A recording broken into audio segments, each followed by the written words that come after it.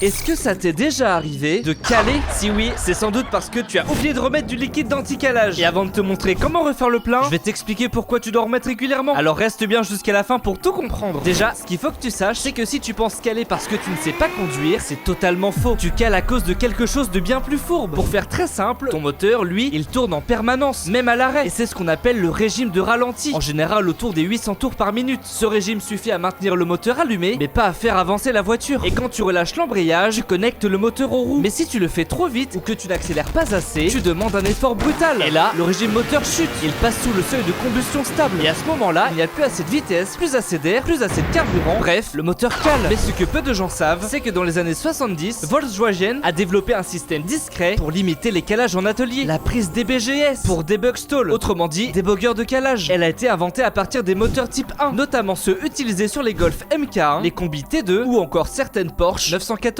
A l'origine, elle servait à éviter que les moteurs ne calent pendant les phases de mise au point, notamment lorsqu'ils étaient manipulés par des stagiaires ou des apprentis. Et pour faire très simple, la prise DBGS est reliée à un petit réservoir contenant un liquide d'anti-calage, un fluide à base de stabilisateur polymérique. Lorsque le régime chute trop bas, ce liquide est injecté dans une pièce appelée la cale, placée entre l'embrayage et le volant moteur. En gros, la cale agit comme un amortisseur de charge. Elle absorbe l'effort brutal transmis au moteur, réduit la contrainte et permet au régime de se stabiliser sans que le moteur cale. Mais le plus bizarre dans tout ça, c'est que Volkswagen n'a jamais breveté ce système. Et forcément, tous les autres constructeurs ont fini par l'adopter, notamment le groupe Stellantis. Et donc, pour refaire le plein, c'est super simple. D'abord, tu dois t'en procurer. Perso, j'ai pris du ST1000 au Leclerc de Saint-Aune à Montpellier car elle était en promo. Mais en vrai, tu peux prendre ce que tu veux. Ensuite, ouvre le capot de ta voiture et localise la prise DBGS. Elle est souvent située à côté de l'alternateur à freestyle. Et pour finir, tu dois l'injecter à très haute pression. Et pour ce faire, je te conseille d'utiliser une pompe moelle d'art. Et toi, tu le savais? Dis-le moi en commentaire. Et tag un pote qui cale tout le temps pour l'aider.